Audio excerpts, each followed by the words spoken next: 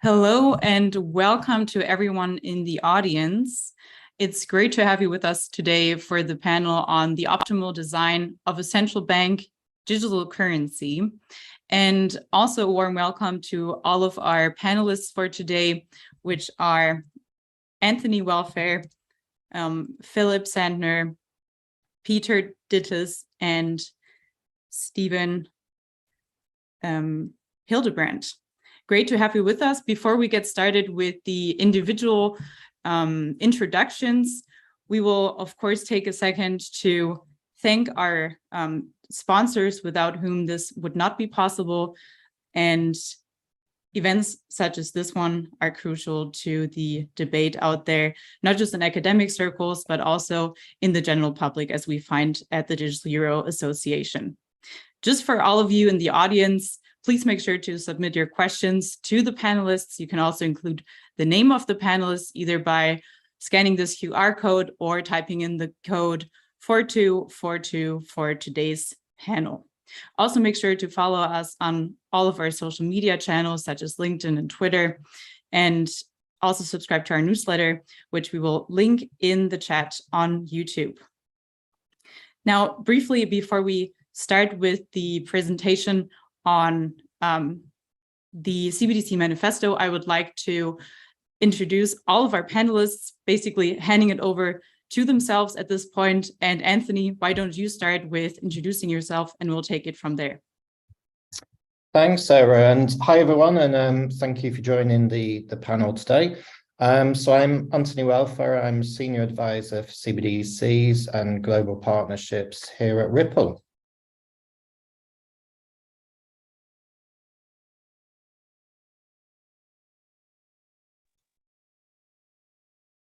Philip, you're unmuted. Why don't you go next?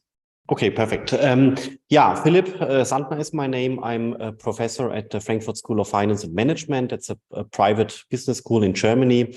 Maybe not everybody knows it, but we are educating primarily in finance and in business since decades, primarily in the financial sector. And over there, we have founded the blockchain center called Frankfurt School Blockchain Center. We are very active there. We are primarily focusing on crypto assets nowadays, but this also includes stable coins, and with stable coins, then of course also CBDCs. And together with Sarah and also Jonas from the Digital Euro Association, I can say that we are very proud of having had the idea to spin off the DEA 3 years ago, and now it has become an independent association. So therefore, it's nice to see this organization organizing such a high-profile event today. Yeah, very nice. Great to have you with us, Philip. Stephen, please introduce yourself as well. Yes, thank you. Stephen Hildebrand from Bundesdruckerei. Yes, I'm here on behalf of Bundesdruckerei. I joined them in April this year as a senior product manager for digital currencies, especially the topic CBDC. Maybe some words to myself. I would describe myself as a self-educated blockchain geek who is very interested in the capabilities regarding the public sector. And I think there are huge opportunities we have in the public sector regarding DLT technology. Welcome, Stephen. Great to have you with us, and good to hear about your background as well. Peter, let's conclude the round by introducing you. Thanks. Thanks, Sarah. Well, I'm Peter Dittus. I'm working on CBDCs for small countries mostly, and with a number of organizations, in particular SFB Technologies. We have been working for a digital currency for a Pacific island country, and before doing that, I was the Secretary General of the Bank for International Settlements.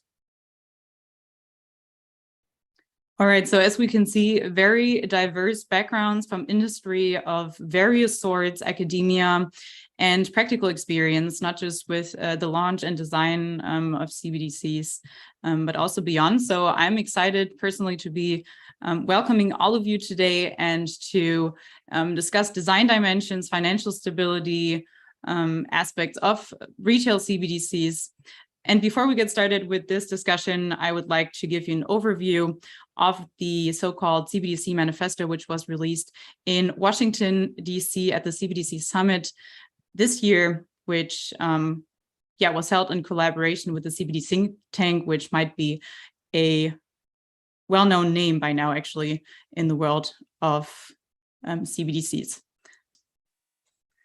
So to get started, the CBDC manifesto basically was an idea, as I said, by the Digital Euro Association and by the CBDC think tank, especially Jamil Shaikh, a big name in the world of CBDC research and also the founder of the CBDC think tank, which is more so focusing on consulting central banks around the world, whereas the DIA is taking a quite broad stance in terms of not just speaking to central banks, but also the general public.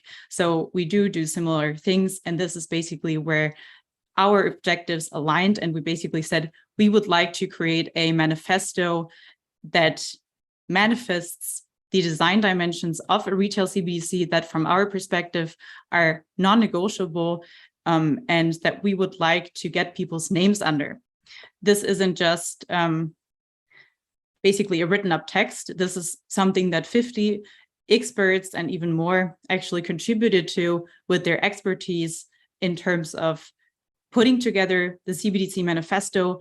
And now we have the opportunity for people to actually sign their names under it as well in case that they support it. And if you would like to learn more, then please do follow this QR code that you can see here. You can read it. And if you decide this is truly something that I want my name signed under, then you can sign it as well. Now, to give you background on what exactly it is all about, we have developed 5 concrete design recommendations for retail CBDC focusing on the US, but also the Euro area. The first concrete design recommendation that we have in the CBDC manifesto listed is that a CBDC needs to have a strong value proposition and tangible benefits for the citizens, clearly. So a CBDC should be designed with the citizens at heart, and a CBDC cannot simply be an additional means of payment next to N26, PayPal, Swish, and the likes that are already out there that we already know, because people will simply not understand why they should use a CBDC instead of these means of payment that they've already gotten used to, where they already have the app on their phones and so on. And the real reason, of course, why a CBDC makes sense is, of course, because it's a direct claim on the central bank. However, we cannot expect people to understand CBDCs to the extent that they will truly only use CBDC for that reason alone. It will have to provide other benefits, such as offline payments without an intermediary bank needed after settlement is processed, for example. It will also need to be more efficient. And we can also not just look at this from the perspective of the citizen, but also from merchants, for example. So fewer transaction fees or lower transaction fees would be one of those benefits. And then we can also look at it from the perspective of companies. So for example, programmable payments would be one tangible benefit for companies. However, you could argue that it would not be a tangible benefit for citizens. So what can we conclude here? We can really say that it also depends on what angle you look at, of course, whether something is a strong value proposition or not. And during the design process of the CBDC manifesto, we also actually saw that the experts did not always agree on all cases, such as this one. And so every single word that you see in the CBDC manifesto is truly crafted in a way where we got a lot of feedback from different sides and tried to make all of the differing opinions align at the end of the day. Moving on to the second design recommendation, which is offering the highest degree of privacy possible. Now, again, here, the wording of highest degree of privacy is, of course, referring to what's technologically feasible. And we do see in various reports of the European Central Bank, not just in the one that we saw, for example, in October, in 2020, that privacy is highly valued by the European Central Bank as one of the most important features of our CBDC.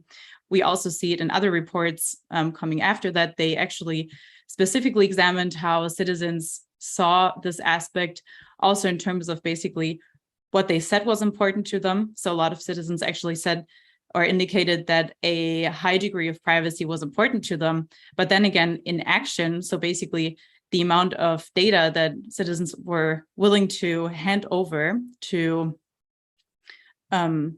banks, for example, or other types of institutions where they have to disclose these information were actually handed over, let's say, more light-handedly than they indicated in those requests. So this is another very, very interesting development that we see here. And how would this be possible? Well, technologically, this isn't particularly hard to actually implement. It's more a question of compliance and has to do with AML and, say, CFT requirements from the state. So it's more of a policy issue to actually have the highest degree of privacy in a retail CBDC. The third principle is the do no harm principle. And this is a very, very far-reaching principle. And also, again, quite broadly put. But what we really mean here with the do no harm principle is that the design features of a CBDC, which could entail negative interest rates and the requirements that we see in the current market with high inflation, or stagflation even, as you could say, could lead a CBDC to be used for policy measures. And the line has to be drawn here clearly between financial policy and policy of a government and a country in general. This also includes programmable payments as a attack vector. For example, we can say that programmable money, for example, could be used as a voucher and could potentially do harm to society in basically telling them what to buy until what date to buy, or having a way of letting money expire, which we haven't seen before. Next up, we have the collaborative approach involving all stakeholders in the design of a retail CBDC. Specifically, this means that citizens should be included in the design process, which they're currently doing, at least in the Euro area, where we see different polls and questionnaires being handed out. They are included in the reports that are coming out frequently from the European Central Bank, for example. This also includes financial institutions, private financial institutions that we see that have the expertise when it comes to user experience and designing this user experience, but also a digital means of payment. Why is this? Because central banks, they have the mandate to issue money to ensure financial stability, but they do not necessarily have the expertise in-house to create a CBDC, because this is obviously an unprecedented project and undertaking that they do not necessarily have in-house expertise in. So this is why it's important to truly involve all stakeholders. This also includes cross jurisdictions, of course. Which is also leading me to the fifth and final point, that is concluding the CBDC manifesto, meaning interoperability. And now you can see this is including technical, regulatory, and also usage interoperability. This issue, of course, depending on the primary reason why one would introduce a CBDC in a certain jurisdiction, has different, almost value, or has a different focus. So, for example, the technical one should ensure that you shouldn't have in your CBDC wallet a CBDC then for Euro and for the Chinese CBDC and so on, but rather that there is an interoperability existing there for you to have it as a seamless experience. Then regulation. I mean, if you look at the German regulation right now, we're not even sure if we're going to necessarily define it as money. Is it a thing after German law? Are you going to regulate it as a new means of payment are going to include it in existing regulation? All these questions are open, and depending on how one jurisdiction is going to resolve these, this also affects all the others and the interoperability of the CBDCs around you. And as I said, usage interoperability is also another big one, which can potentially contribute or also break the point of a strong value proposition for a CBDC, both locally and globally. Think about commercial bank money as well. This, of course, isn't necessarily the case with central bank digital currencies, but if you have different digital money from different commercial banks, the question arises, are these interoperable with one another? So it's not just an international question that we're really asking here, but also amongst different commercial banks, in this case, within one country or jurisdiction. And this, of course, is going to be relevant if we do settle for a two-tiered system or intermediated CBDC approach. These were the 5 design recommendations. If you're curious now, you can, of course, read it yourself. And as I said, actually sign it if you deem that this is worth putting your name under. Last but not least, we do have more context on it in terms of who contributed and kind of the roadmap to the finished CBDC manifesto as a podcast episode number 35, either by scanning the QR code or typing in Digital Euro podcast and then number 35. That was it from my side. If there's any questions specifically about the CBDC manifesto, I'll be happy to take them. And otherwise, after, I think this is going to be a great starting point for our discussion on the optimal design of a CBDC. If there's no questions from the audience, I'd of course like to hand it over to our panelists for today. And of course, we have a couple of questions prepared, but now that you've actually gotten a good overview of the CBDC manifesto, is there any comment, any remark that you'd like to make from the top of your head? I could give a kickstart here. So first of all, I was also part of the team drafting the CBDC manifesto with you, Sarah, and many others.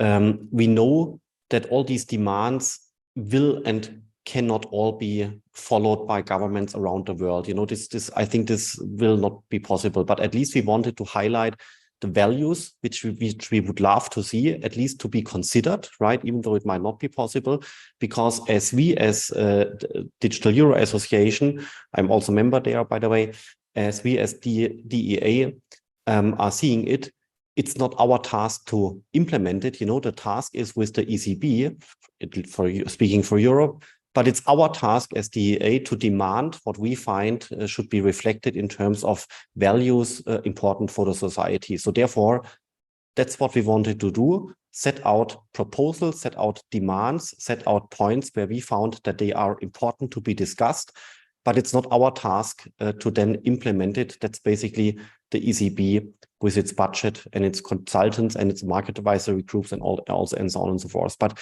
we felt that the societies and also other associations around Europe have not developed the sophisticated knowledge such that they can express what they wanted to have. That's why we took this gap and wanted to express what we found based on many talks and surveys and so on, what we found societies probably could believe in. Privacy, freedom, and so on and so forth. And the last remark I would like to make at this early point of this discussion is the following. What is the ECB currently doing? It's doing, in my personal opinion, something like a credit card 2.0. But it could have done something differently, right? The ECB could have also decided to do another variant of the CBDC, for example, something for cross-border outside Europe, or doing like a wholesale CBDC or whatever. But now it has been fixed that the current version of what the ECB seeks to develop is a credit card 2.0. And then for me, of course, the question comes up, do we really need a credit card 2.0? Because the credit card 1.0 works exceptionally well, especially with the integration in the smartphone. This day-to-day I paid 3 times with my Apple, and it was an amazing experience day by day. It works absolutely fascinatingly. That's the version 1 credit card. So do we really need a version 2 credit card by the ECB? Even then, when it comes just in 4 years, because the credit card in the iPhone will also progress and advance in these couple of years. So do we really need it? And concerning privacy, to some degree, well, yes, I know my payments are also recorded by MasterCard and maybe by Apple. That's fine, but I trust them. That's okay for now. But I can still work around there. You know how? I have a couple of credit cards and I have a couple of payment methods. So I distribute the data over many silos. They can, of course, companies can consolidate this on the background. I know this, but at least it's a little bit more difficult. And therefore, I also see the privacy argument set out by Sarah, because in case you are by design record every transaction in one and the same database, I think it makes basically data analytics a little bit too easy.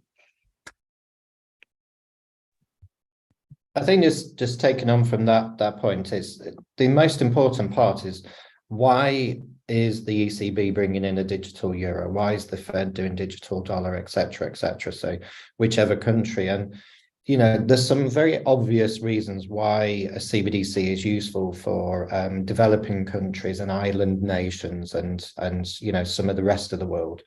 You know, and many around financial inclusion, access, natural disasters and things like that, where a digital currency issued by their central bank or monetary authority really helps move them forward, because they don't have, you know, the fintechs like we have in the West and Apple Pay and things like that. So so that's one side to look at it. Within the eurozone and across the eurozone and around the eurozone, you know, the obvious point is around interoperability and actually having a digital euro that people don't need to know where it's backed and how it's backed per se. So we spend a lot of time saying that people need to know it's backed by a bank or backed by here and there. That's the existing currency, the existing system, and how the existing system works and what happens there. Do we really need to know? And do people know the difference between M0, M1, et cetera, I'm not sure we should be expecting the citizens of Europe to understand the financial and monetary processes. They want a digital euro to make things simpler and quicker, and maybe some of the programmability that can happen is a benefit. For example, benefits payments. So I got back in this space just before COVID. One of the biggest issues with COVID was to get the payments to the people quickly and efficiently. And I worked with the UK government on a number of projects, none of which happened. They decided to use spreadsheets and old systems, which is why they're now trying to claw back billions of dollars, or pounds, should I say. But, you know, things like getting payments to people quickly, easily, efficiently is what these systems can do. So we probably should be looking more at those types of solutions for Euro type countries, rather than, as you say, Philip, exactly, I've got an iPhone and payments are perfect, and I've got banking accounts that can move things around, but not everybody has bank accounts and not everybody can transfer money simply. And I think that's probably where the ECB and the digital euro will make the most benefits. And hopefully the ECB is starting to see the other things as well. I know they're on, it's quite interesting, I've never heard it classified as credit card 2.0, but I think it's very accurate for where they are today. But hopefully they'll move a bit further on. Perhaps, if you may, I would like just to maybe take a step back before we head into introducing a digital euro or a CBDC just anywhere. Why are we in this discussion, I think is an interesting question, because I don't think central banks started this discussion of we need a CBDC, or customers didn't ask for a CBDC. Actually, no one asked for it. I think it started with a crypto hype, and it started in particular when big tech companies like Facebook were actually starting their project Libra, then rebranded as Diem, and it became a kind of threat to central bank money, potentially, not actually, but potentially.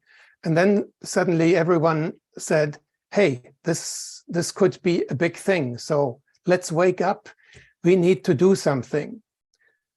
What does it mean to do something? Well, meaning to do something in the first instance means occupying the public relations space.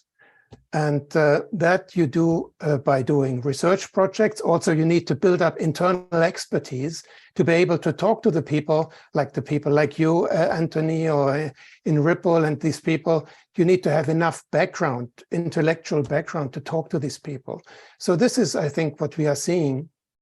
And I think most central banks actually, they are not on the way of introducing a CBDC. They run projects, they do white papers, they do very great stuff. They have gone together in the BIS.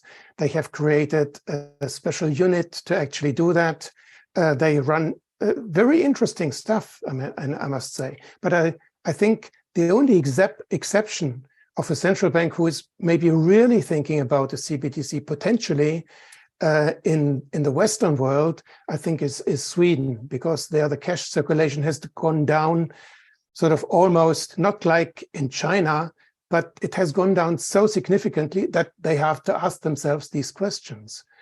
But I think everywhere else, people, they study and they are not really seeing that this is something that needs to be done, but it needs something that needs to be discussed and where you need to be on top of things.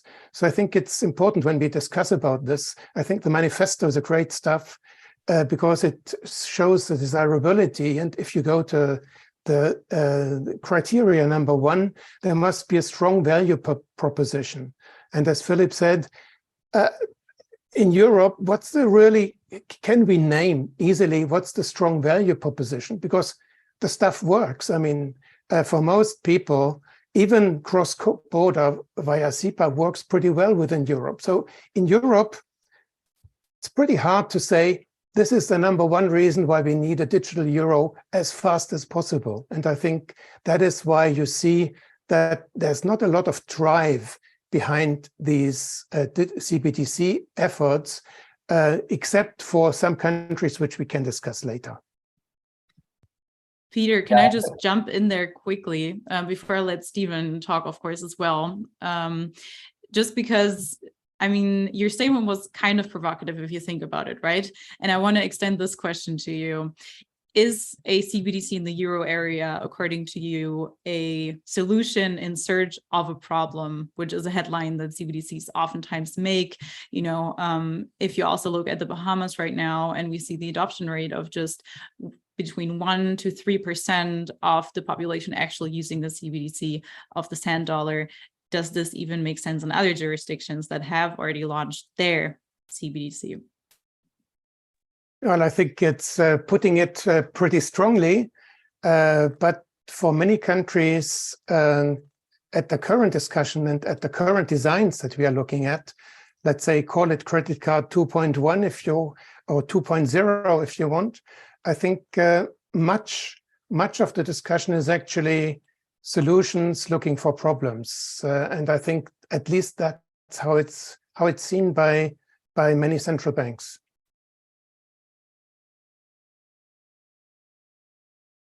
I actually have several thoughts as well regarding the CBDC topic.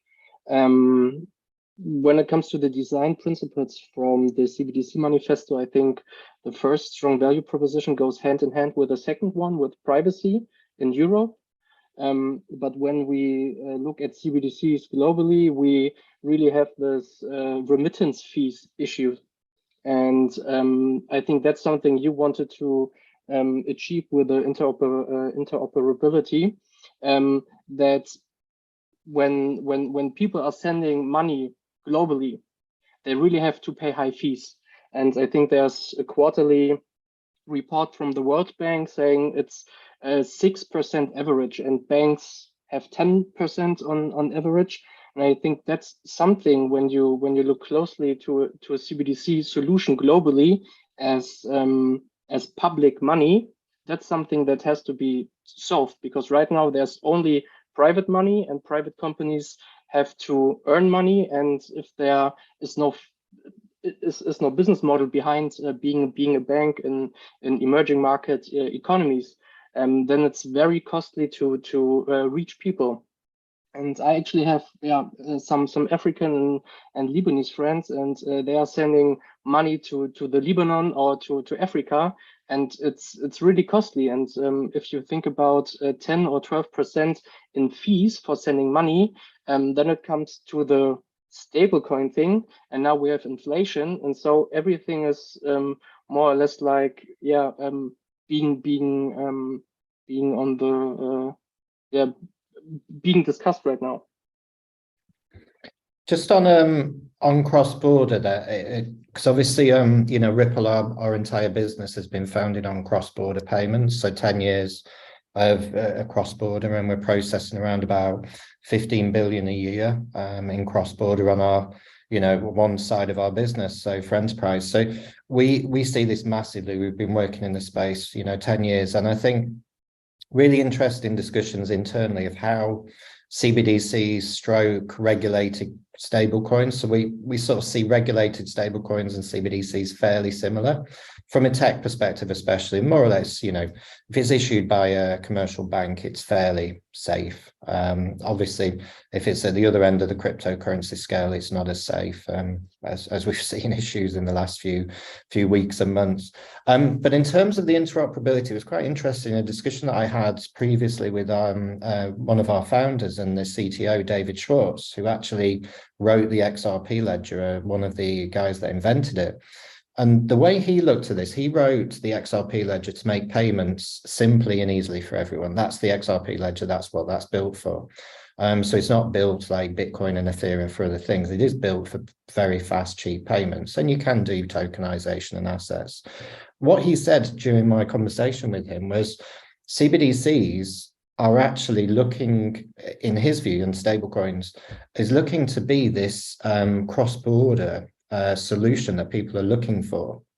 And exactly as Stephen's just said, is if you have a you know, what Facebook was trying to do, a global stablecoin, then you can transact between the euro, between Europe and Lebanon and, you know, wherever, you know, Afghanistan and wherever you need to.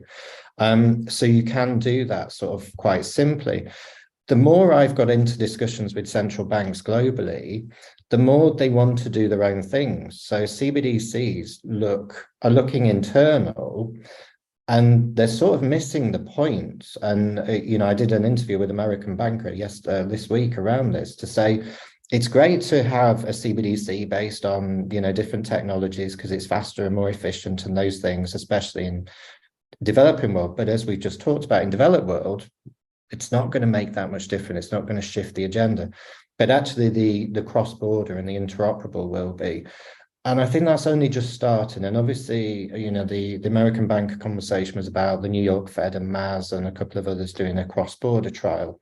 So I think that for me is where a CBDC is going to help to then enable interoperability in a better way and miss out some of the steps. But it's not a CBDC focus just internally is not going to solve the problem. It still has to be this interoperable cross-border. So it's a really interesting point. And I think, you know, as Peter said, I think the rest of the central banks are sort of missing this point. Well, I actually have. Oh, sorry, Philip. Yeah, okay. Just one point I would like to very clearly mention.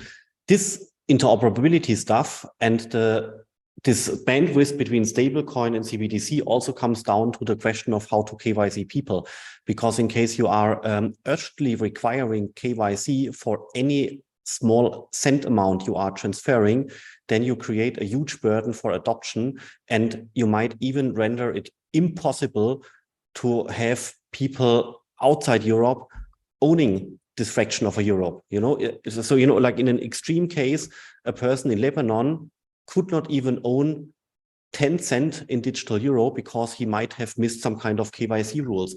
And that's, for example, why I like the current approach of the US dollar stable coins, because they are by design right now a digital bearer instrument, right? It's very interesting. You can move them around, even in shady DeFi pools. You can move them around wherever you are. And that makes them brilliantly usable, because you can move them around to Nigeria and back to Sweden and wherever you want to have this kind of value, because it's not KYC embedded in the stablecoin. But yes, regulation is there on a local level where, for example, in Europe, the MiCA regulation would enforce stablecoins to comply with local KYC rules, but it's not embedded into the system. And that makes a huge difference. People very often have not understood yet.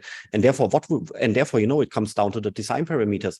What do you want to have? Do you want to have a digital bearer instrument for like cross-border payments across the entire world, from Lebanon to Indonesia, back to Sweden? People can really own it like physical cash.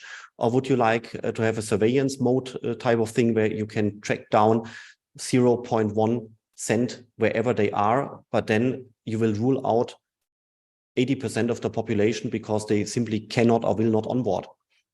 So what do you want to have? Both is possible and both make sense. To be honest, I think both systems will exist, and therefore the KYC ambitions of regulators, they are partly worked around by digital bearer instruments which still exist, right? So therefore, I like the MiCA rule in general, because they are trying to do things good on the European level.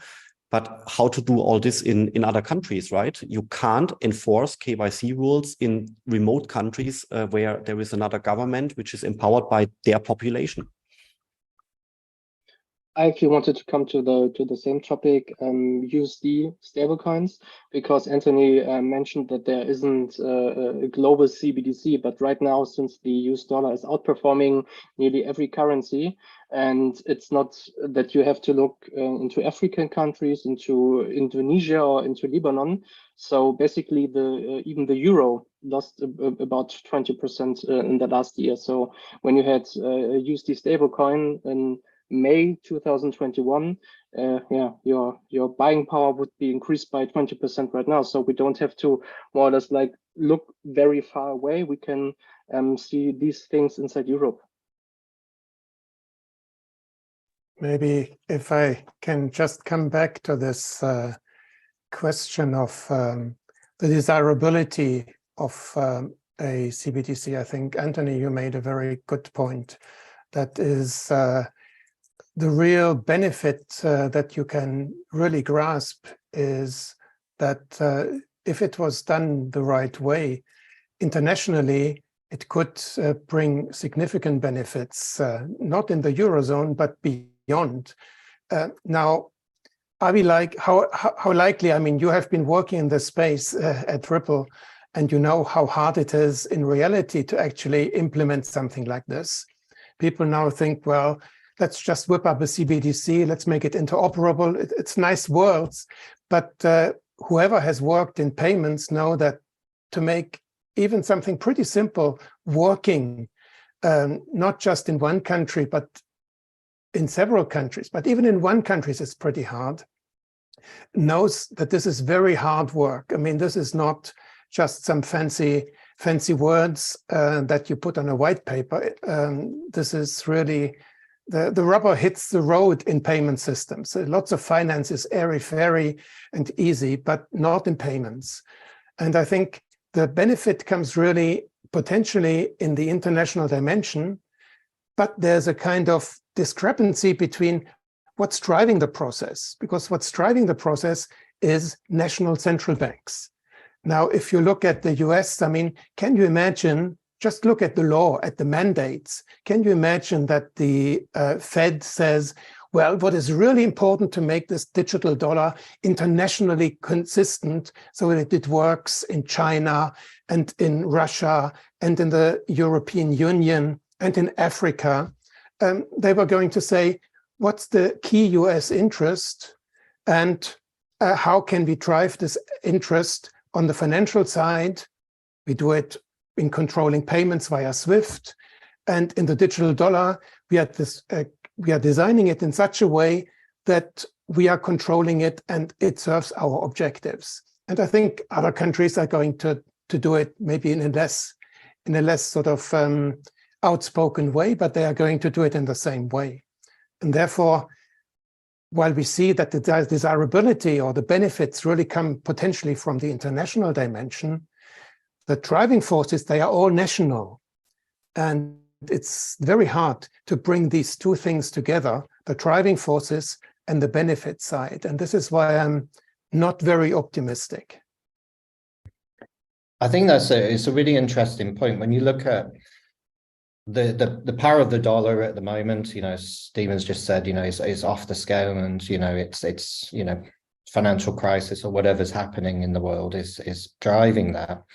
But you talk to, I would class them medium-sized countries, and 50, 60, 70 million is probably not medium-sized, but it's some of the sort of countries we're talking to.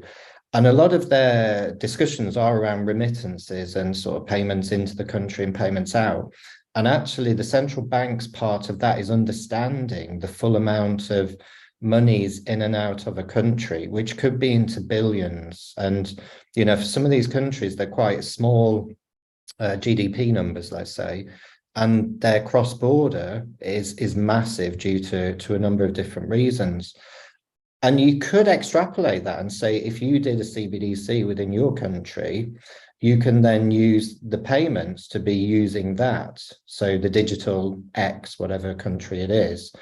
And that could then pose a challenge to the dollar and, the reserve currency as such in the world. So I think it's really interesting to think you're talking central banks whose job is to look after the internal money. And even the UK, the Bank of England, said very clearly that when the crisis was happening a few weeks ago there with the pound falling, the Bank of England were clearly saying it's not our role to do that. Now, we can help and there are things, but our remit is to look after the pound within the UK and things. So I think these medium-sized countries could change that narrative, because then they would challenge the US and the Fed in terms of the reserve currency or the payment currency. And I think that could be where some of this does change their narrative from just internal to actually we do need to think externally as well.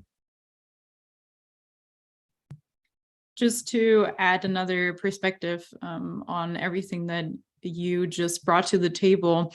I mean, what we've seen with the announcement of the digital ruble being introduced a couple of weeks or months ago at this point, I mean, next to the benefits that are listed, such as making payments faster, simpler and safer and so on, you actually also see listed the reason or the aim to promote competition amongst financial institutions, which is a very interesting one, obviously, in the light of today's political developments around the world as well. And I mean, funnily enough, CBDCs are often criticized in a way where we say the roadmap is so long. I mean, the timeline is several years long, and then you shift over to DeFi, which basically you open up the news, or not the newspaper, Twitter, every single day, and you see the next 10 developments that have taken place overnight, right? And so it's just interesting to see the digital ruble being introduced likely next year from that standpoint, and not just being introduced on a national level, but actually with the purpose in mind to solve what you just mentioned in terms of the interoperability with different countries, and actually seeing this interoperability as one of the main driving forces as to why a digital ruble is introduced in the first place. So we've talked a lot about the international landscape right now and basically the objectives.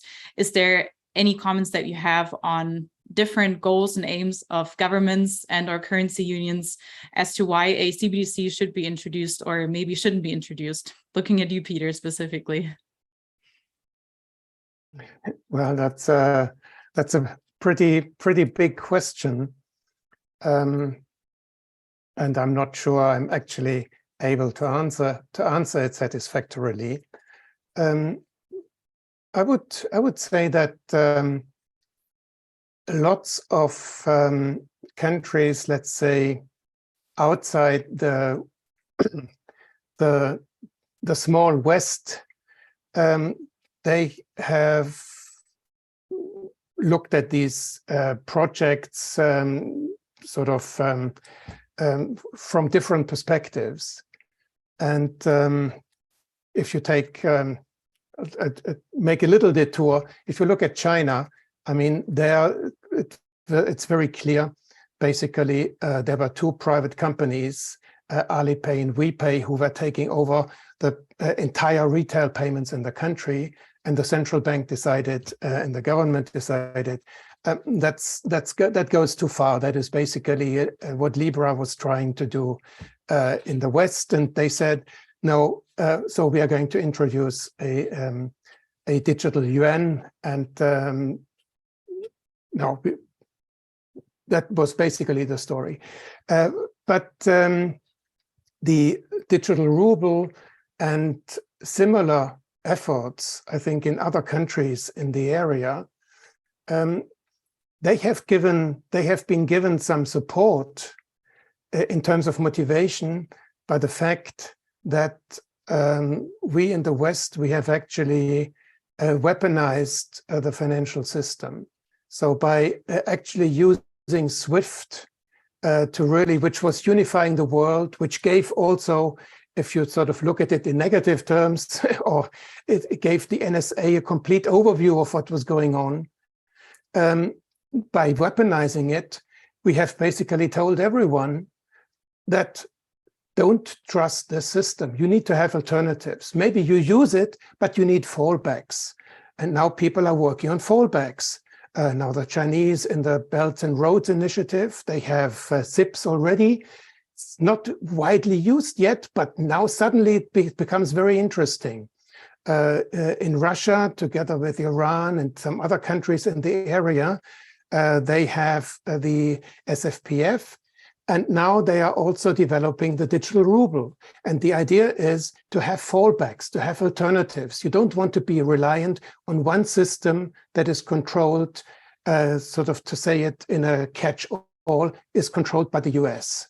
And now we may like this or not, but it goes sort of into a different direction from having a uniform worldwide payment systems. It's basically the world is splitting into two, and the people who are sort of labeled bad guys by the West, they are looking for alternatives, and digital currencies, depending on how you design them, is clearly one promising avenue. Just to come back to your question, Sarah, on some of the practicalities of what CBDCs are solving for non-sort of Western countries. So we work with the island nation of Palau, and they're a dollarized country, so they use the US dollar, but they don't have a central bank and things like that. One of the most striking problems for me that I'd never thought of is it's a number of islands, and to keep people using money, they have to physically fly it in to each of the islands all the time, and that costs a fortune. And obviously, if you sit in London or Frankfurt, you don't even contemplate that. You never think, wow, is there enough physical dollars on the island to pay the people at the end of the week or end of the month? So there's practicalities, like real practicalities. And if you think of scale of some big countries and getting cash, physical cash to remote parts. And then a second real life, solution for them that we're launching is when they get paid, they tend to lend to friends and family. And so friends and family could be on a different island and different, again, quite complex to do. So one, you've got to physically take your money on the Friday whenever you get paid and give it to your auntie and your uncle and your parents. But then secondly, how do you get that back? And it gets complex. So again, one of the things CBDC could do is programmable, I lend you $10 this week, and you automatically, it comes from, your sort of salary or your payment system. You give me back $1 a week to pay that back and things. So it's sort of P2P lending and things. And, these are very small, they're very, they're very important, like massively important for the people in Palau. Like, this is so important.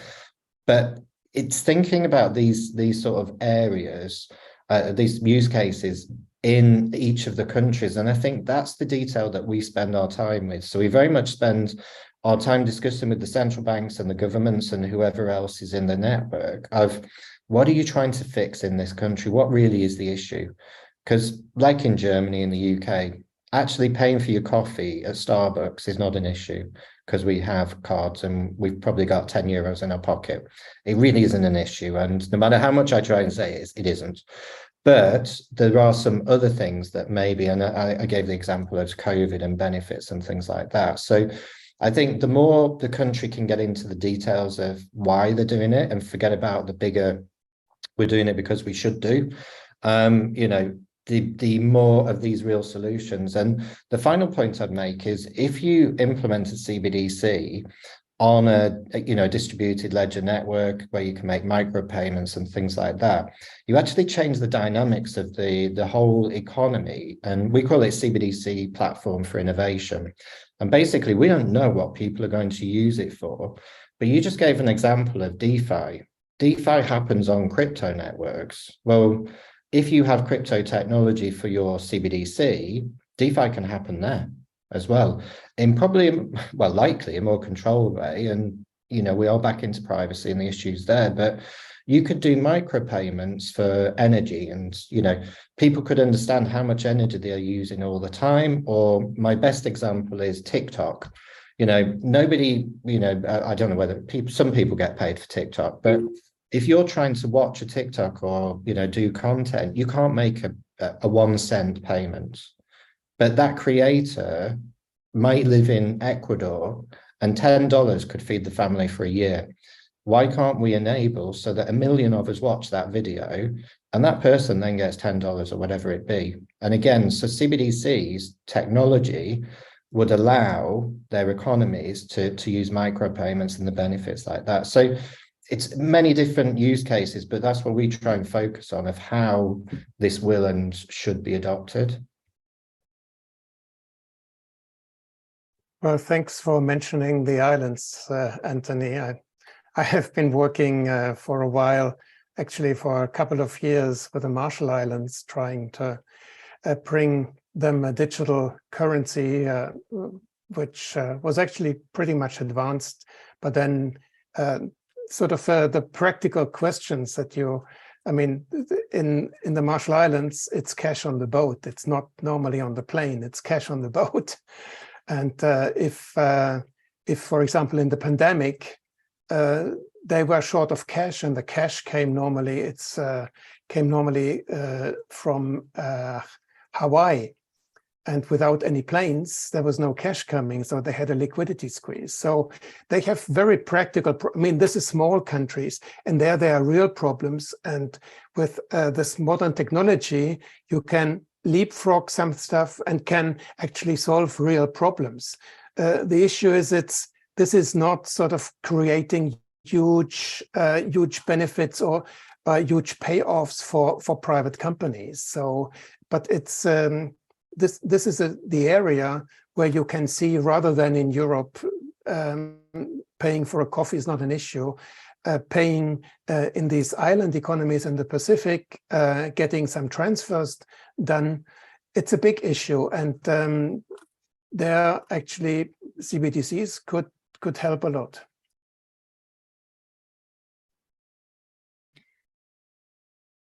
Since we are talking about some examples, I think it's very crucial not to underestimate the design of the currency. I've been to Cuba in 2014, and they have this two currency system, the one for the citizens and the other one for the tourists. And the reality in Cuba is that the peso for the citizens is not really used. It's used for bread, it's used for butter, it's used for ham. But everybody is more or less like spending their free time to get the tourist currency, because with a tourist currency you have a black market where you can buy just good stuffs for the car, and that's just one example from my side to keep in mind that the decision how to design a currency is very crucial for either the adoption and otherwise the usage. And maybe that's a little bridge back to what are the SBPs maybe inside the euro area. Yeah, but you know, then the hardness, you know, the scarcity, the hardness of a currency such as the US dollar relative to other currencies is a benefit you can basically sell on the market. But you can only sell this with a digital bearer instrument like physical cash. You cannot sell this in case you are asking all Cubans to pass through an onboarding process, then it doesn't work anymore. And for example, now we're talking about geopolitics. Of course, it makes sense for Europe to send out the sovereignty argument. We need to have our own payment infrastructure and so on and so on. But then why the hell is the ECB asking Amazon to do the first prototype as a US company? Why is this? We speaking for Germany, we also have a couple of very excellent online e-commerce platforms, which also have payment issues, like online pharmacies and stuff like this. I don't understand this, right? And therefore, my personal feeling is that many of these CBDC projects will not work. They will go down the drain, even though we don't expect it by now.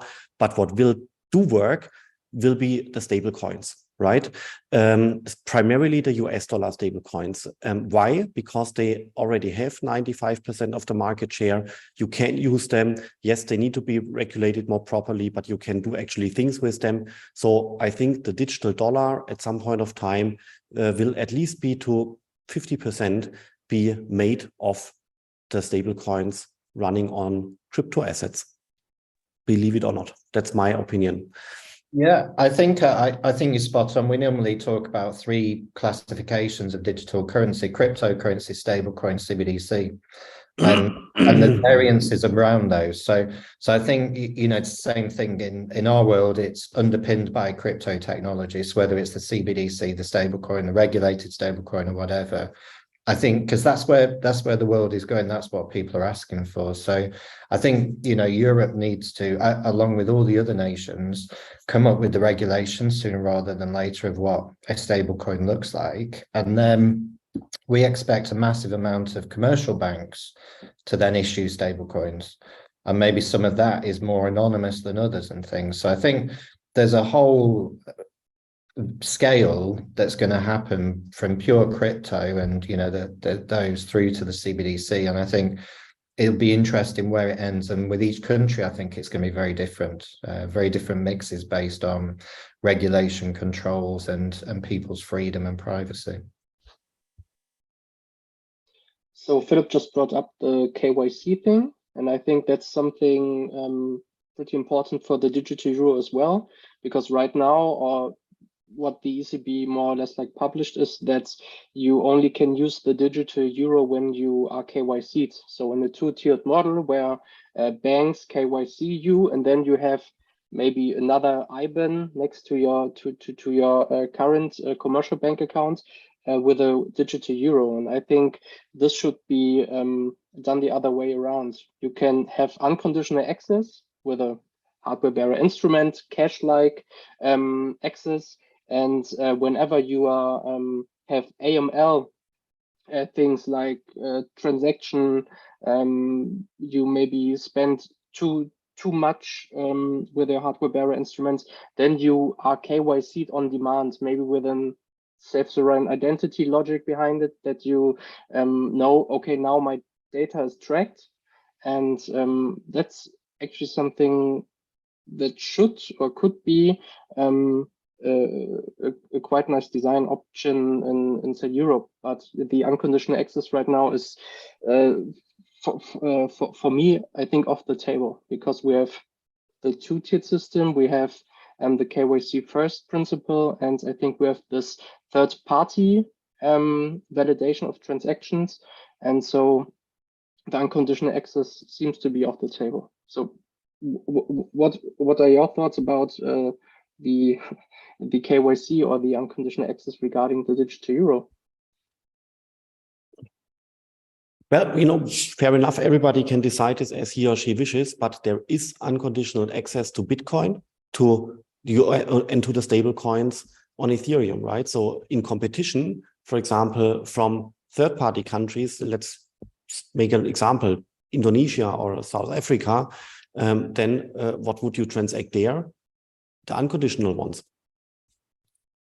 Just for ease of use, because then you don't have to integrate lots of IT stuff, which requires the KYC stuff. It's tiring for everybody, the integrator, the locals, the merchants, the users. It's very, very interesting discussion, and therefore I think you have to always discuss CBDCs in combination with stable coins, because it's both like a form of money, and one is private, one is commercial. And therefore, for example, I have been asked to do a workshop for top management of a bank on CBDCs. And then I said, well, I can only talk about CBDCs in case I also integrate stable coins in this workshop. And then they told me, yeah, but it's not on the agenda. And then I told him, but it doesn't make sense. It doesn't make sense. It's the wrong framing. And you see here, lots of stuff is going wrong. By the way, that's why DEA also created the CBDC Academy. Like, I think it's a 6-hour education program, which is costing not much money. I think it's below 150 euro, which really costs not much money to bring people on the same level. Just a side remark. Yeah, I think it's also, you've got to remember with a CBDC or stablecoin, whichever ones, and whether we're on private and public ledger, again, is different. But if you allow access to a public stablecoin, which could be backed by a commercial bank, etc., or backed with gold or real estate, you only need a wallet. So it's about how do you access that wallet. So it could be you allow for 50 euro transactions, anybody download the wallet. So you just download this wallet, Anthony wallet, and that's it. And you can transact 50 euros at a time. If you want to do 100, you have to do your national identity.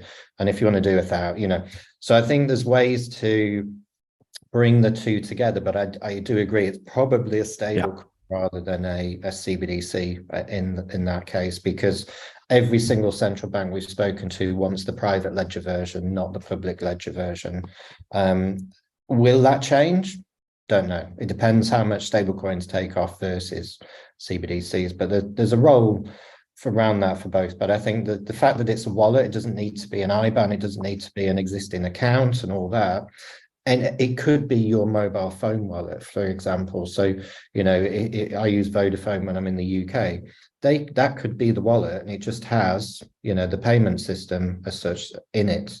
So again, it doesn't need to be the Bank of England wallet. It can be my favorite football team, for example. So I think there's a lot more flexibility and opportunities with that. But I'm with you, Philip, that I'm not sure whether that's stablecoin or CBDC. I think will err more to a stable coin in that sort of discussion. Just to that point, thank you for opening the discussion, broadening it from just CBDC focus to stablecoins, because as you said, the landscape really isn't complete, because realistically, people are going to look at all of the options that they have that are in the closed environment. And this is actually also another question that we kind of just see happening.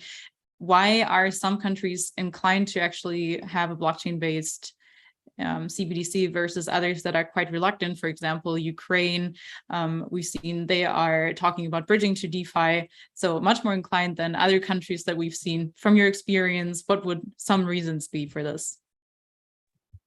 I mean, I'm talking from a blockchain cryptocurrency company, so my view is very, very clear on the benefits of a distributed ledger technology is what it's about. And there's a number of benefits, from faster, more secure. If you're using private version of it, you can onboard, who's onboarded, who's issued the wallets. But Anthony, the interesting part is they know all of this, right? They have companies no, they don't present all these things to you, but then they say, no, we're still going to go another route. How do you explain that decision against blockchain-based CBDCs? Yes, so it's about, so they don't believe those benefits. So I talk to a central bank very near you, and they do not believe those benefits very clearly. They tell me every time I have a chat with them.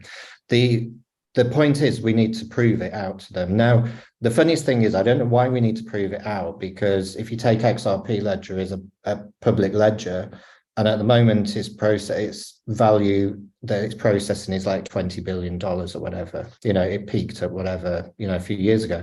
Nobody touches that. We don't have anything to do with it. We build on it and utilize it. So the proof is around the understanding of what a ledger does and how it works. And they look at it, central bankers look at it through the mindset of the current system working backwards to say, how could you put DLT into it? And it doesn't make sense. If you were to start the world today, you'd build it with a DLT without question.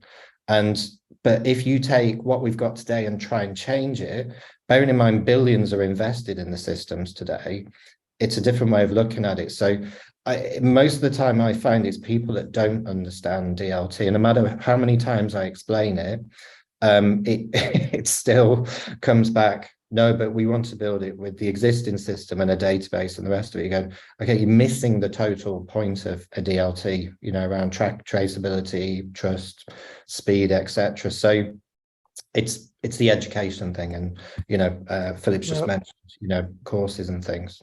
Well, Anthony, I think education is certainly an issue, but of course, if we had a greenfield development, in many countries, you can say smaller countries, you may have a sort of kind of greenfield development.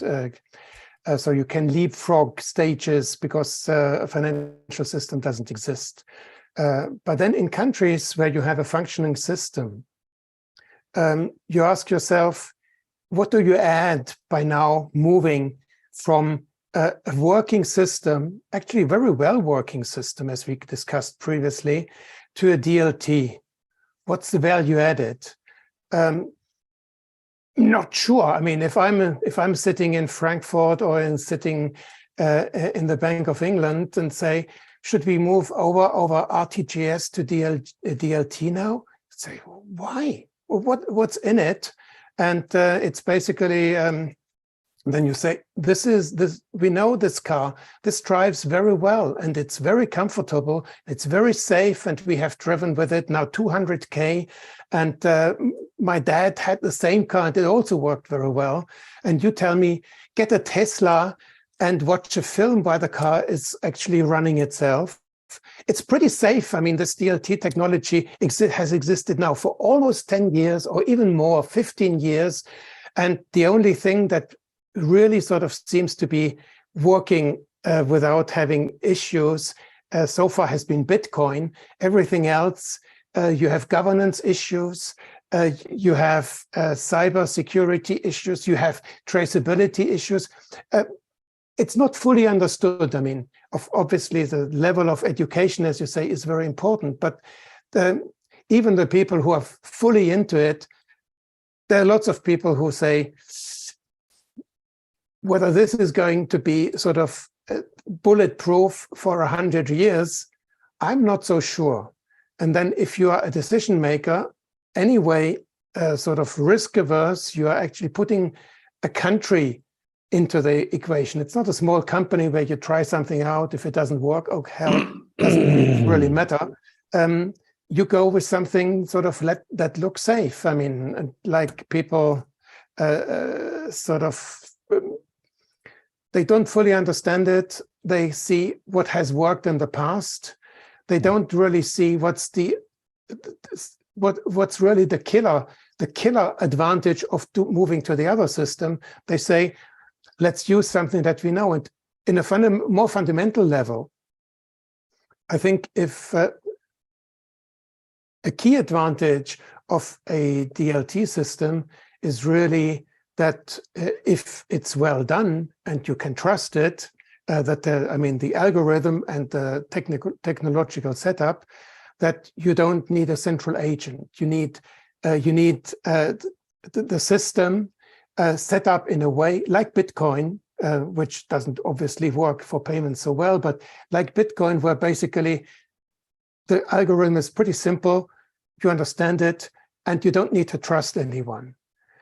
If, however, just 1 second, if, however, you are in a system like, let's say, the European Union, where you already have trusted agents, and you're not going to get rid of them because the RTGS is going to run like in the past. So you have a trusted agent that has a lot of information about what's going on in the economy. Then why would you duplicate and have an additional system?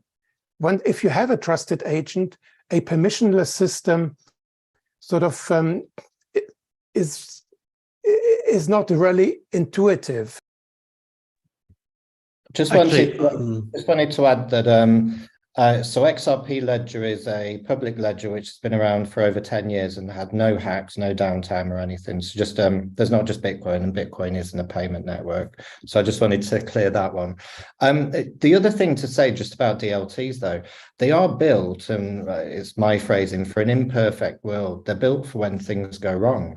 So the point of them is when one node goes down, there's another node, et cetera, et cetera. So whereas the existing finance system, we've built it up over hundreds of years, give or take, with all these really costly recovery and audit and reconciliations. So eventually we're going to look at the system and go, this is not efficient. It's too cumbersome and it's too costly. Now, that's outweighed with exactly what you just said, Peter, which is the risk of moving now. So for a small country, the risk is minimal because their systems are just not that good. For the eurozone, for the UK, etc., the risk is too big to move just yet. But maybe in 5 years, 10 years, sooner, that risk is gonna flip. And I think that's what it is. That's where this sort of discussions of whether to use DLT or not. Plus, in 5 years' time, there'll be a lot more small and medium-sized countries already using it. So the big countries go, it works for this and that. So I think part of it is one's education, as we said, which is so important. And two is also about timing and risk, because it's not the right time really for the digital euro. And many of the problems just mentioned will simply be solved by stable coins in case you regulate them and specify them correctly, right? The MiCA/European stable coins are misspecified, as we now know, but the US stable coins, they are specified nicely. Yeah, very true. We actually also have somebody from the audience commenting that many CBDC trials that we see using blockchain tech report that using DLT is not necessary to achieve certain outcomes that they desire, and actually also are proving to be quite cumbersome and causing performance issues. They're naming the Bank of Korea and the Boston Fed as an example here. And I think this bridges perfectly to our Q&A session as from the audience. They have actually been quite active. We do have a couple of questions that I'm going to extend to you as the panelists for today. This is referring to the things that we talked about a bit earlier. So the first question would be regarding the liquidity handled by CBDCs as compared to the one that is handled in transactions in crypto right now. So what do you say in terms of the liquidity that's being moved in the CBDC? Again, coming back to the pilots that have been launched where we have numbers on them versus the value locked, and also the transactions taking place in DeFi on a daily basis right now. Well, I mean, the transactions in DeFi are still small in comparison to, the finance system for the eurozone, for example. So again, it depends what you reference, but in comparison to Palau, DeFi is probably 100 times more, 1,000 times more, I don't know. So it just depends what your reference is. And you've also got to remember at the peak of, call it crypto trading and DeFi, last year, literally last November, it was trillions of dollars. So, the testing is happening real time. It's just a case of getting through to the system, getting through the process to the new systems. And I just want to comment on the fact that blockchain technology doesn't work for Korea and Boston Fed's view. The question is, one, which blockchain and technology did they implement and how? Because that's mainly the answer. And secondly, why were they plugging it into current existing systems? So one of the eurozone issues is you have to plug in certain parts of the DLT to an existing system, and you go, that's not the way it works. So you tend to find that it has to, for quite right reasons, especially around KYC and monitoring, and they have to plug into old school systems, and therefore you're not getting the full benefits that you could do. And I think that's a very good point. And I think what you mentioned, Anthony, in the existing systems, sort of you may ignore small payments, and you can use DLT-based systems maybe for a couple of $100 or so. But once you throw it open, anonymous, without KYC, payments of 5,000, 10,000, hundreds of thousands of dollars, it's simply not going to happen because the entire control of illegal activities is based on controlling this. And if you cannot control Bitcoin, obviously, but then there are alternatives, because people need to get, as long as the world is not purely digitalized, people need to get out into the real world. That means that is, they need to move out of these, let's take a stable coin, into a real dollar, into a real euro.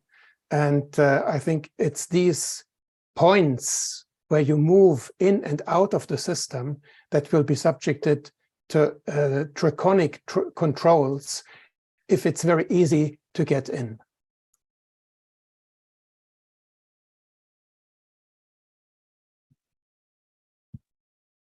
All right, then the next question from the audience is regarding the purpose of a CBDC to facilitate cross-border payments.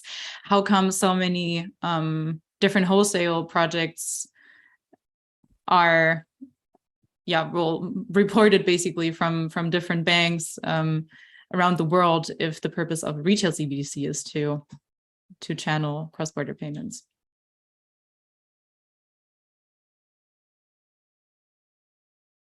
Anyone that cares to What's the question? comment?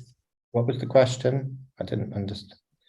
I think the person is wondering about the difference in wholesale CBDC and retail CBDC cross-border payment purposes. So why do one and the other? Why do we see so many wholesale projects where the same value proposition is said to be true for retail CBDCs?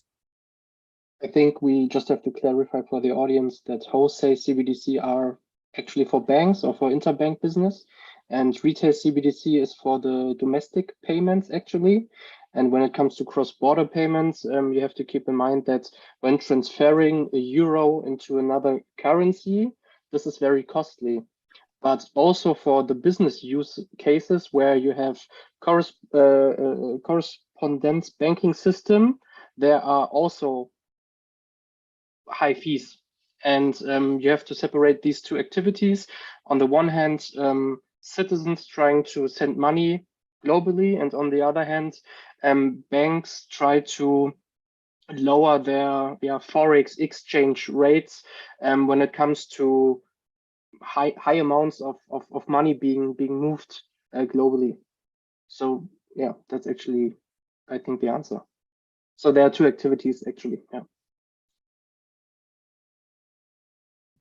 Yeah, this demonstrated nicely that there's different levels of knowledge in our audience, obviously. And we have another question that I think might be quite obvious, but actually might not be as obvious, given that we actually got it as a question. How do I get access to Bitcoin, Ethereum, or stablecoin easily without necessarily going through an exchange? So doing the KYC process. This was specifically directed at Philip, actually.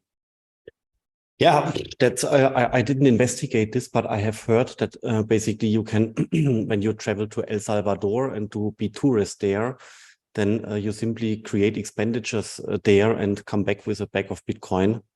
This apparently works, I have heard. But besides this, it's not easy to get un-KYC'd Bitcoins. Yeah? Through mining, you can basically set up a Bitcoin mining facility in your sleeping room, for example, even a small one, and then even pay a higher electricity price to basically get un-KYC Bitcoins. But it's all not perfect because the regulation is there. It works well. It's good that the regulation is there, and loopholes are getting smaller and smaller. Therefore, I think the best trick would be doing a holiday in El Salvador. I can give a crypto answer from a crypto blockchain, and somebody who's been doing this myself for like 7-8 years. So nothing's dodgy, nothing's hard to do. you can set yourself up a wallet on almost any of the networks yourself, and you can hold the keys yourself. So be it an XRP ledger, be it Ethereum, be it Bitcoin, be it hundreds of others. So it is very easy to set yourself up a wallet. The challenge is to get your euros to buy the Bitcoin, the Ethereum, or whatever else. So you can easily set it up and hold them. Now, maybe you can pay somebody in cash and then they send it to you and things like that. But the challenge is to get the euros to purchase the XRP or the Ethereum or the Bitcoin.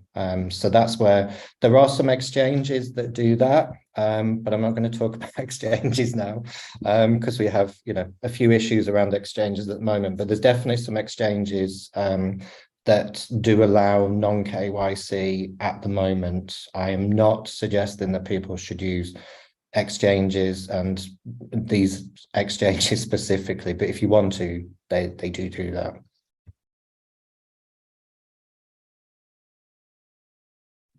Yeah, on that note, of course, always keep an eye on what's going on in the crypto news space, and be informed basically what it entails to go through an exchange and to go through a KYC process. But very, very interesting points. Gonna book my plane ticket to El Salvador shortly after this panel tonight. Just in closing, basically one last question to you as our panelists. We're of course highly interested in what you think are the non-negotiable design features of a retail CBDC. And you can be specific and talk about one currency union or a country, or be broader in your answer. In my opinion, programmable money is a big issue. So yeah, giving money a reason to be spent, or giving money an expiration date. I think this is something non-negotiable. And I think Philip mentioned something similar as well, to put too many information in one silo. So keep the data separated, because I actually listened to a podcast where it said until the information is only in one, until data is only in one silo, it's information, but when you combine information, it gets knowledge. And just to keep the knowledge or the data as low as possible, I think that's two things we have to keep in mind for CBDC. I think I'll be a bit brutal, perhaps. I think very few things are actually non-negotiable. I think the only thing that's really non-negotiable is the stuff needs to work. If it doesn't work, people are not going to use it. And the second non-negotiable, in my view, is that if you introduce it and it screws the economy, that's also not something that's going to be done. Everything else, I think, really depends on the objectives. It may be strategic objectives, maybe geopolitical objectives. And you can see, for example, in the West, we think that privacy is very important.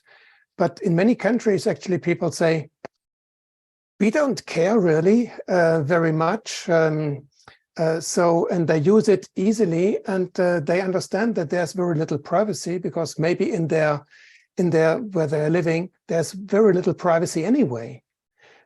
So I think I would say what's really non-negotiable is it needs to work and it can't screw the economy. And everything else is really depends on the country, the circumstances, the objectives.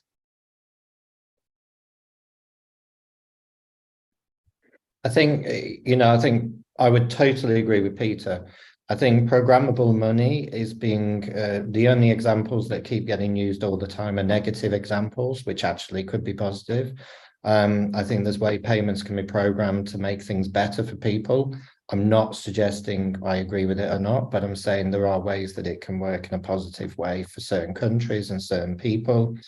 Privacy, I think, is fully negotiable, depending on what you want. And I always draw back, I think Philip mentioned this at the start, or you, Sarah, was all our data is shared on this, and everything I do is shared on this, and between Google, Apple, and whoever else, Facebook, Meta, they know a lot. And as Stephen's just quite rightly said, and Philip before, it's the aggregation of that data. There's more than enough happening to say, does it really matter that I've gone to buy a coffee? And do they really care about me buying a coffee? No, even the Chinese don't care that I bought a coffee. They're concerned about other things. So I think there's a bit of hysteria and a bit of over drama about this. And I think the more people see the benefits and what this can do, which is the challenge, as we've talked about the whole session, of what actually is the benefits for us, it will be fine. So non-negotiables, I think, like Peter said, don't mess up my finance system, because that's really not good, i.e. the country. And make sure that, we always say this, make sure that my granny can use it. So this for me is the ultimate test. Can my granny go and buy her coffee and pay her bills? That's the challenge, because I'm tech, I can do this, however many different ways. But if my granny can't make payments, it's not going to work. Yeah, well, I would add I would indeed add the privacy stuff, because it's understandable that governments would like to monitor larger amounts of money being moved around. That's fine for AML topics, but say less than 500 euro, less than 1,000 euro. Why would you like to gather all that data? Why? Honestly, why? There is this nice saying by Jonas Gross. He found this image on Twitter somewhere, and it says, privacy is the normal, right? It's not surveillance, which needs to be normal, and privacy somehow need to be argued. Privacy should be to some degree definitely normal. So why have to justify this, right? That's basically something in our society which starts getting wrong a little bit. So therefore, I would put not absolute privacy there, but sufficient privacy for, say, specific thresholds and below. And then basically, as you say, the clear benefits over and above existing solutions. That's the credit card zero thing, where's the benefit? And ultimately, can it be possibly used to harm people, right? Right now, we have a very good system, but what happens in 25 years when we have a regime change, right? Can then the data be misused? Yeah, and ideally, you would like to prevent this by creating an architecture which cannot be misused, right? Just to add my 2 cents basically towards the end now regarding the topic of privacy, and coming back to the meme a little bit. I mean, it's not exactly a meme, because the owner or the person that said it, Edward Snowden, basically said that privacy is the right to reveal oneself selectively to the world. And that's going back to the idea of, you don't necessarily have something to hide, but it's still your decision whether you want to disclose all information or not, what it's all about. And then you're also saying nobody else has nothing to hide either at the same time. So I would agree here. And Philip, basically what you said, we shouldn't have to justify the privacy aspect. That's also going back to the United Nations definition that privacy is a human right and thus non-negotiable. That'll be interesting to play out, certainly, at least in the euro area. I mean, we aren't as far as other countries that Anthony, you're probably in contact with, for example, or Peter as well. But we are, of course, eager to see kind of in 2 years' time or 3 years' time to look back on this panel and kind of see what materialized, what didn't. And, oh yes, also on the topic of, Philip, what you mentioned, policy change or government change, this is going back to the point that I mentioned in the very beginning, basically saying separate or have a secular state when it comes to financial stability and financial policy, and then policy and politics as its own aspect within a country. So as soon as these two intermingle, it's going to probably go beyond what we think a CBDC is, as of right now, at least. That being said, I would like to thank all of you as our panelists today. I think this was an outstanding discussion, and I know I learned a lot, certainly, especially the concrete examples that you were able to bring to the table, getting your view and also seeing a couple of the views clash, not necessarily aligning, but I think that's also the beauty that we see around the world right now in CBDC development. And also a big thank you to the audience. Thank you for having tuned in. If you want to stay up to date with the developments of CBDCs and stablecoins and crypto worldwide, then of course make sure to follow the Digital Euro Association everywhere. And we will take care of gathering all this information for you so you don't have to. That being said, thank you so much and have a good evening. Thanks, everyone. Yeah, thank you. Bye. Thank you. Goodbye. Nice.